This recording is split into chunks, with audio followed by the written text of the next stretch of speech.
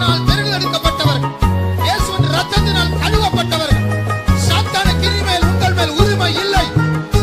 எல்லாமே இயேசு, எல்லாமே இயேசு, எனக்கு எல்லாமே இயேசு. நான் சென்ட்ரல் ஜெயிலுக்கு போயிருந்தேன். I had been to the central jail. ஒரு பையன் வந்து எனக்கு அட்ரஸ் கொடுத்தான். One boy came and gave me the address. இந்த அட்ரஸ்ல ஒரு லெட்டர் போட்டு நான் ஜெயில்ல இருக்கேன்னு சொல்லிருங்க எங்க வீட்டுக்குன்னு சொன்னான். So in this address just write a letter, I am being in the jail, just inform them. ஏன் நீ ஜெயில்ல இருக்கிறது தெரியாதான்னு கேட்டேன். I asked him, did not your parents they know about you and the jail? வேலைக்கு போயிட்டு இருக்கும்போது என்னை பிடிச்சிட்டாங்க. While I was going to the job, I was caught. நான் வேலைக்கு போனதுதான் தெரியுமே தவிர நான் எங்கிட்டு போயிருக்கேன்னு தெரியாது. இவங்க என்னை பிடிச்சி எங்க வந்து போட்டாங்க, என்ன ஜெயில்ல போட்டாங்க. Only they knew that I was going to the job and they got caught while I was going to the job and put me in the prison. அதனால நீங்க தயவு செய்து இந்த லெட்டர், இந்த அட்ரஸ்க்கு ஒரு லெட்டர் போட்டு இப்படி உன் பையன் ஜெயில்ல இருக்கான்னு சொன்னீங்கன்னா எங்க வீட்ல வந்து என்னை ஜாமீனாவது என்ன செய்வாங்க, ஜஸ்ட் ஜாமீன் எடுப்பாங்க, இல்லாட்டி என்னை வந்து பார்த்து விசாரிக்கிறதுக்காக ஆள் வரும்னு கேட்டான். If you write a letter because I am in the jail, some people will come from my home and they will be taking me bail, at least they will come and visit me. எந்தவித விசாரிப்பும் இன்றி, without any care, வாழ்க்கையிலே நிச்சயம் இன்றி, without any hope in the life, வருங்காலத்தை குறித்த நம்பிக்கை இன்றி, without any hope regarding the future of him, வாலிபத்தை இழந்து, losing all the youth life, வாழ்வை இழந்து, losing all his life, 56 வயது வரை கிடந்த ஒரு மனிதனுக்கு திடீரென்று தேவனுடைய வல்லமை அவனை தேடி வந்தது. Suddenly the power of God met him, the man who was for 56 years in the prison. ஒருவேளை நீ என்றைக்கோ செய்த தவறுக்கு சில வியாதி வந்திருக்கலாம். Perhaps you might have done the mistake some days, other you might have got some sickness. என்றைக்கோ நீ செய்த தவறுக்கு சில ஜட்ஜ்மென்ட் வந்திருக்கலாம். You might have got some judgment because you might have done the mistake some days ago. என்றைக்கோ நீ செய்த தவறுக்கு உனக்கு ஒரு நியாய தீர்ப்பு கொடுக்கப்பட்டிருக்கும். Some judgment may be given and you for the mistake you might have done some days ago. தெரிஞ்சோ தெரியாமலோ நீ செய்திருப்பாய். With knowledge or without knowledge you might have done that. அறிந்தோ அறியாமலோ எதிலையோ நீ சிக்கி இருப்பாய். Without knowing or unknowingly you might have answered something. ஆனால் பிசாசு உன்னை வகையாய் பிடித்துக்கொண்டான். But the devil also caught you correctly. நீங்க அந்த வசனம் மட்டும் படிங்களே. Please read that word. இரண்டாம் ராஜாக்கள் 24ஆம் அதிகாரம் 12ஆம் வசனத்தில் அவன் புறப்பட்டு போனான், அவனை பிடித்துக்கொண்டான். 2 King 24:12. அப்பொழுது யூதாவின் ராஜாவாகிய யோயாக்கீனும் அவன் தாயும் அவன் ஊழியக்காரரும் அவன் பிரபுக்களும் பிரதானிகளும் பாபிலோன் ராஜாவின் இடத்திற்கு புறப்பட்டு போனார்கள். அவனை பாபிலோன் ராஜா தன் ஆளுகையின் 8ஆம் வருஷத்திலே பிடித்துக் கொண்டான். எப்படி இருக்கும், இவன் போனா ஆனா அவனை மொத்தமா பிடிச்சு வச்சுக்கிட்டான்.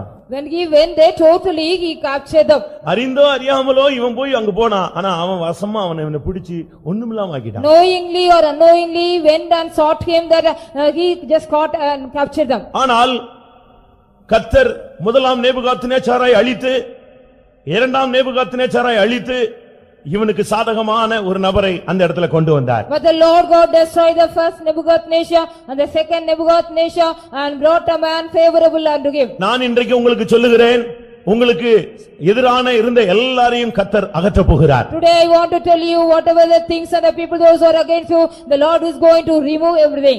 இதுல இரக்கமே தேவன் பாராட்ட போறது இல்ல. The Lord is not going to show any compassion in this. அந்த எதிராக இருக்கிற அந்த நபர்களை அகற்றினால்தான் கர்த்தர் உன்னை இந்த இடத்துல தன்னுடைய வார்த்தையை அனுப்பி உன்னை உயர்த்த முடியும். Only then the Lord can remove all the people those who are against you. The Lord can send the word of him and just lift you up here. அந்த நேபுகாத்நேச்சார் இருக்கும் வரை உனக்கு விடுதலை கிடையாது. Till the Nebuchadnezzar alive you will not be delivered at all. அந்த Nebuchadnezzar மரித்த அடுத்த நாள் ஏவில் மராதாக் பதவியில வந்து The very next day, on the day of the death of Nebuchadnezzar, evil Merodach came to the ruling. துன்மார்க்கனை உற்று விசாரித்தாயானால் அவன் அங்கே இல்லை.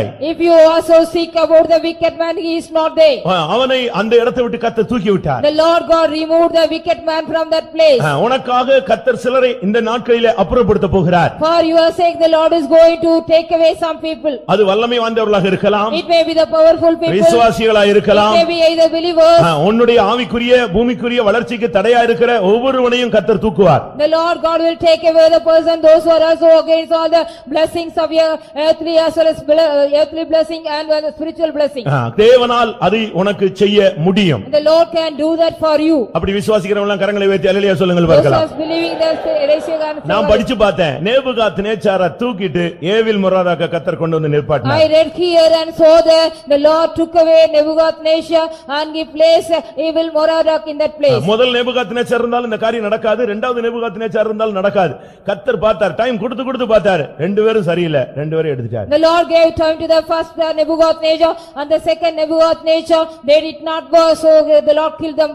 என்னுடைய வாழ்க்கையில நான் மாத்திரம்தான் சிறைச்சாலையில் இருக்கிறேன் என்று நீங்கள் எண்ண வேண்டாம். No need to think only I am under the captivity or in the prison in my எனக்கு life. மட்டும்தான் இப்படிப்பட்ட பிரச்சனைகள் என்று நீங்கள் எண்ண வேண்டாம். You no need to consider and count yourself only I have such kind of problems. யோசேப்பு சிறையில் இருந்துதான் அரசால வந்தவன். Joseph being from the prison he came to ruling. அப்போஸ்தலர்கள் சிறைச்சாலையில் இருந்துதான் அவர்கள் ஊழியத்தை துவங்கினார்கள். Even the apostles being in the prison they have started their mission.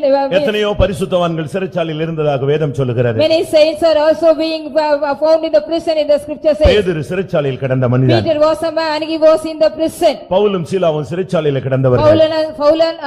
Paul and Silas were also imprisoned. அதனால நான் எனக்கு தான் இப்படிப்பட்ட ஒரு வாழ்க்கை என்று நீங்கள் எண்ணிவிட வேண்டாம். So you no need to consider only you are having such kind of life. ஆவிக்குரிய ஜீவிதத்திலே தரங்கட்டு போனவர்களும் சிறைச்சாலையில் இருக்கிறார்கள்.